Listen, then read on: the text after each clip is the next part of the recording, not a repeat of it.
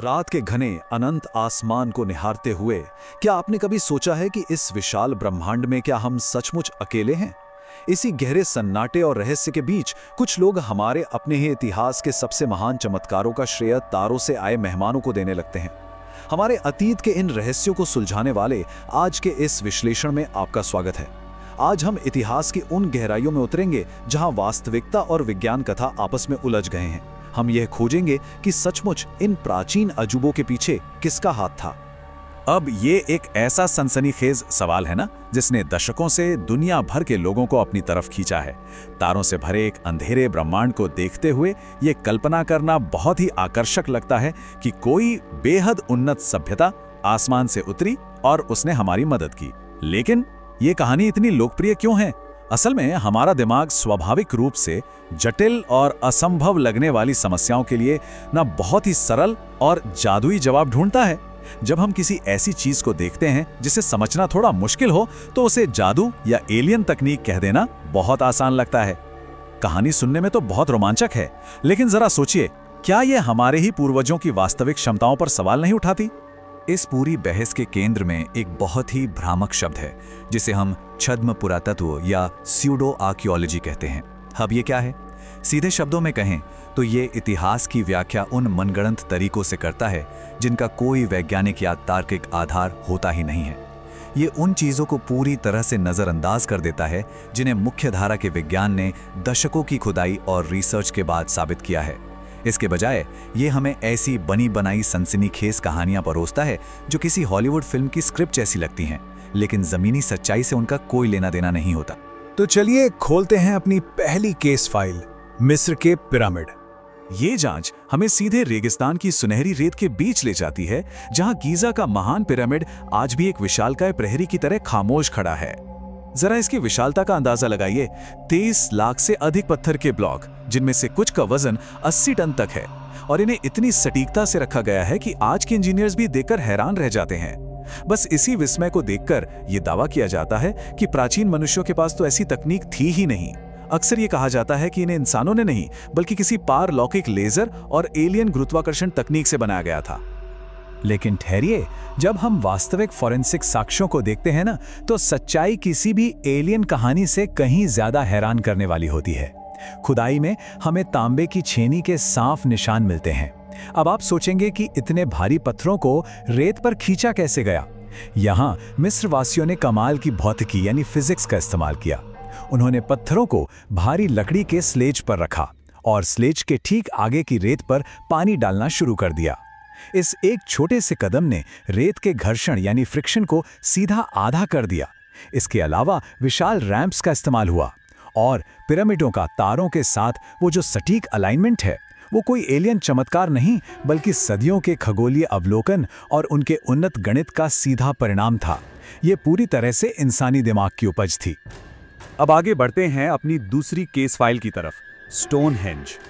मिस्र की चिलचिलाती धूप से निकलकर जरा इंग्लैंड के धुंध भरे रहस्यमयी मैदानों की कल्पना कीजिए।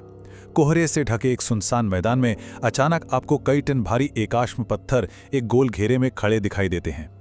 ये नज़ारा इतना रहस्यमयी है कि इसने फिर से उसी बेतुके दावे को जन्म दे दिया कि आसमान से उड़न तश्तरियां आईं और उन्होंने इन भारी भरकम पत्थरों को रातों रात एक लैंडिंग पैड की तरह यहां रख दिया। एक बार फिर इंसान की काबिलियत को पूरी तरह से नकार दिया गया। लेकिन जब हम टाइमलाइन पर नजर डालते हैं तो कहानी पूरी तरह बदल जाती है। स्टोनहेंज कोई एक रात में हुआ एलियन चमत्कार नहीं था। नवपाषाण काल से लेकर कांस्य युग तक इस पूरे ढांचे को बनने में लगभग 1500 साल लगे। जी हां, 1500 साल। यह पीढ़ियों तक चलने वाला एक श्रम साध्य मानवीय प्रयास था। इसका मतलब यह है कि जिन दादा परदादाओं ने इस जगह की नींव खोदी थी ना, उनके परपोतों ने जाकर उन भारी पत्थरों को वहां खड़ा किया। यह मानवीय दृढ़ संकल्प की एक बहुत ही शक्तिशाली कहानी है। उस समय के बिल्डरों के पास सच में गजब का इंजीनियरिंग दिमाग था। मीलों दूर से इन पत्थरों को लाने के लिए उन्होंने परिवहन स्लेज, मजबूत बुनी हुई रस्सियों और लकड़ी के रोलर्स का बहुत ही स्मार्ट तरीके से इस्तेमाल किया।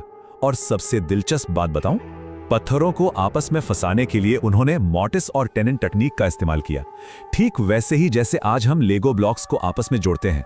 और जहां तक संक्रांति और विषुव के दौरान सूर्य के साथ इसके अलाइनमेंट की बात है, वह उनके गहरे खगोलीय ज्ञान को दर्शाता है।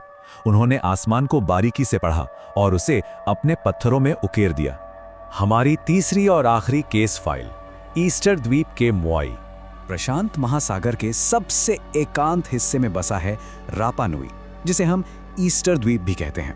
यह जगह दुनिया से इतनी कटी हुई है कि जब खोजकर्ताओं ने पहली बार वहां किनारे पर खड़ी उन खामोश विशालकाय मोई मूर्तियों को देखा तो वो सुन रह गए। और फिर वही पुरानी कहानी दोहराई गई कि इतने अलग थलग द्वीप के साधारण लोग इतने भारी पत्थरों को बिना किसी एलियन तकनीक के तराश ही नहीं सकते थे। पूरे द्वीप पर ले जाना तो दूर की बात है। लेकिन यहाँ पर विज्ञान और वहाँ की स्थानीय कहानियाँ दोनों मिलकर एक बहुत ही प्रेरणादायक सच सामने लाते हैं। वहाँ के लोगों की कहानियों में हमेशा से ये कहा गया था कि ये मूर्तियाँ चलकर अपनी जगह पर पहुंची, और विज्ञान ने इसे सच साबित कर दिया। उन्होंने इन मूर्तियों को सिर्फ पत्थर के औजारों से तराशा था, फिर मूर्तियों की तीनों तरफ रस्सियां बांधी और एक ग्रुप ने मिलकर उन्हें आगे पीछे झुकाते हुए सीधा खड़ा करके चलाया। जरा सोचिए, जैसे आज हम किसी भारी अलमारी या फ्रिज को खिसकाते हैं ना, बिल्कुल वैसे ही। ये कोई एलियन जादू नहीं था, ये गुरुत्वाकर्षण और शुद्ध मानवीय इंजीनियरिंग का कमाल था। अब आते हैं एक बहुत ही गंभीर विषय पर, छद्म पुरातत्व का वास्तविक खतरा। देखिए, ये जो एलियंस वाली कहानियां हैं, सुनने में बड़ा मजा आता है, लेकिन असल दुनिया में इसके बहुत गहरे और नकारात्मक असर होते हैं। जब हम इन अजूबों का श्रेय एलियंस को देते हैं तो हम दशकों की वैज्ञानिक मेहनत और सबूतों को खारिज कर देते हैं। और अगर आप पैटर्न पर ध्यान दें तो ये सिद्धांत अक्सर अफ्रीका, दक्षिण अमेरिका या प्रशांत द्वीपों की प्राचीन संस्कृतियों पर ही सवाल क्यों उठाते हैं। ये एक बहुत ही सूक्ष्म और गहरा पूर्वाग्रह है जो ये मान लेता है कि ये गैर पश्चिमी प्राचीन लोग खुद से महान चीजें बनाने के काबिल ही नहीं थे। ये सिर्फ गलत जानकारी ही नहीं फैलाता, बल्कि हमारे पूर्वजों की विरासत और उनकी बुद्धिमत्ता का सीधा सीधा अपमान है। तो इस पूरी जांच पड़ताल और सबूतों को देखने के बाद हम किस नतीजे पर पहुंचते हैं? इन सब के पीछे कोई एलियन या उड़न तश्तरी नहीं थी। इसके असली सूत्रधार थे हमारे अपने पूर्वज। प्राचीन मानवता की वो असीमित प्रतिभा, उनका पसीना, उनकी साधन संपन्नता और पीढ़ियों तक चलने वाली उनकी अटूट इच्छा शक्ति, यही वो असली शक्ति थी जिसने इन चमत्कारों को हकीकत में बदला। पत्थरों, रस्सियों और लकड़ी के सहारे उन्होंने जो कर दिखाया, उसे आज हम एलियन तकनीक समझने की भूल कर बैठते हैं। तो अगली बार जब आप रात के आसमान को देखें तो ब्रह्मांड के रहस्यों पर जरूर आश्चर्य करें, लेकिन उस असीम क्षमता को कभी कम ना समझें जो हमारे अपने ही हाथों और हमारे अपने दिमाग में छिपी है। इंसान के इतिहास की ये वास्तविक कहानी किसी भी विज्ञान कथा से कहीं ज्यादा विस्मयकारी और प्रेरणादायक है। आज के इस विश्लेषण में मेरे साथ जुड़ने के लिए आपका बहुत बहुत शुक्रिया। इतिहास के इन असली तथ्यों को अपनाएं और मानवता की इस अद्भुत कहानी को आगे बढ़ाते रहें।